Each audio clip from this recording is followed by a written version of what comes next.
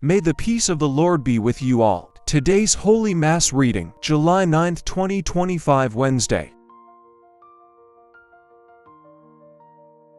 When hunger came to be felt throughout the land of Egypt, and the people cried to Pharaoh for bread, Pharaoh directed all the Egyptians to go to Joseph and do whatever he told them. When the famine had spread throughout the land, Joseph opened all the cities that had grain and rationed it to the Egyptians, since the famine had gripped the land of Egypt. In fact, all the world came to Joseph to obtain rations of grain, for famine had gripped the whole world. The sons of Israel were among those who came to procure rations. It was Joseph, as governor of the country, who dispensed the rations to all the people. When Joseph's brothers came, man knelt down before him, with their faces to the ground. He recognized them as soon as he saw them, but Joseph concealed his own identity from them and spoke sternly to them. With that, he locked them up in the guardhouse for 3 days. On the third day Joseph said to his brothers, "Do this, and you shall live, for I am a God-fearing man. If you have been honest, only one of your brothers need be confined in this prison, while the rest of you may go and take home provisions for your starving families. But you must come back to me with your youngest brother. Your words will thus be verified, and you will not die." To this they agreed. To one another, however, they said, "Alas, we are being punished because of our brother. We saw the anguish of his heart when he pleaded with us, yet we paid no heed. That is why this anguish has now come upon us." Reuben broke in, "Did I not tell you not to do wrong to the bow, but you would not listen?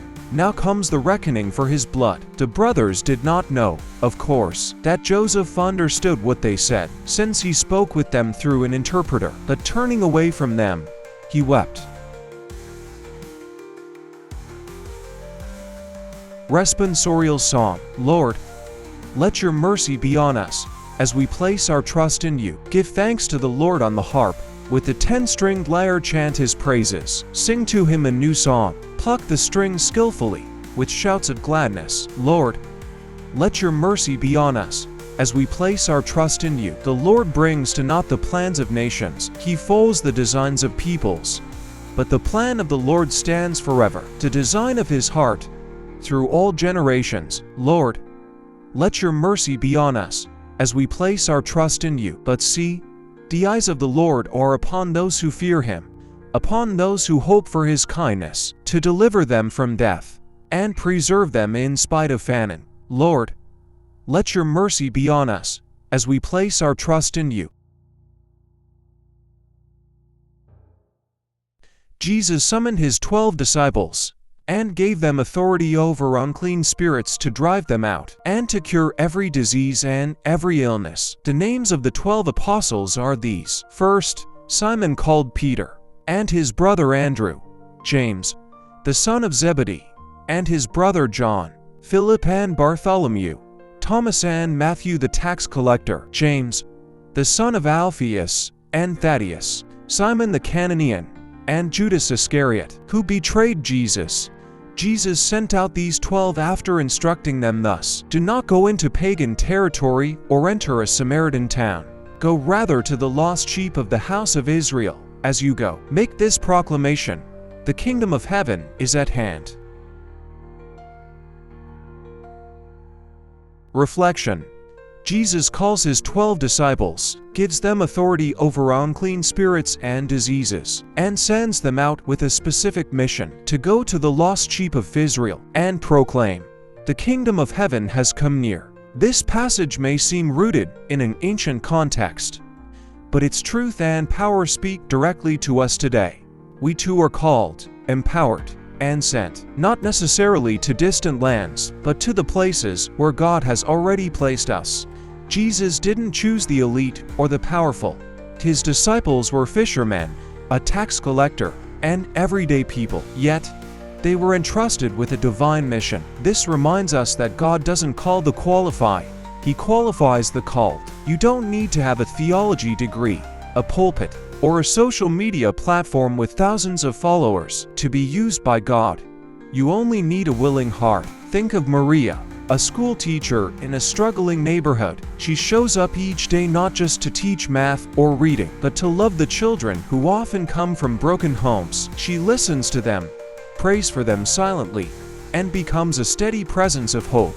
Like the disciples, she is healing with compassion and casting out darkness with kindness. Or consider James, a young man working in tech. He decided to start a small Bible study group during lunch once a week.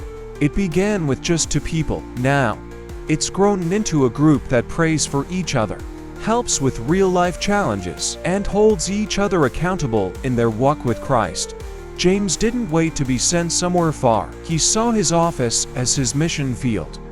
Jesus gave his disciples authority, not to dominate or control, but to bring healing and freedom. That same authority flows through us when we walk in the Spirit. Every time you speak peace into someone's anxiety, forgive someone who wronged you, or share your story of God's faithfulness, you're proclaiming that the kingdom of heaven is near. We often ask, "What is my purpose?" The gospel reading above answers that question. Our purpose is to carry the presence of Jesus into every place we go. Just as the disciples were sent to the lost sheep of Israel, we're sent to the hurting around us, those lost in addiction, anxiety, loneliness, or the relentless pursuit of success that leaves them empty.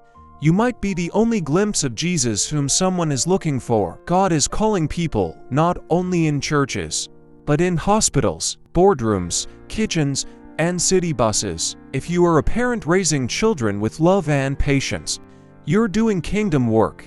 If you are a student standing firm in your faith in a hostile environment, you are a missionary. If you run a business with integrity and generosity, you are proclaiming the nearness of God's reign.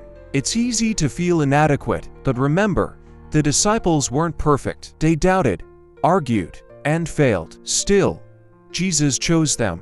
He chooses you. 2. Your past doesn't disqualify you. In fact, it may be the very testimony someone else needs to hear. Let this message inspire you to live intentionally. Start small. Encourage a coworker. Pray for a stranger. Stand up for truth. Lead with love. Like those first 12, you have been chosen, empowered, and sent. The world doesn't need more superstars. It needs faithful servants, bold enough to say, "Here I am, Lord, send me." The kingdom of heaven is near because you carry it within you.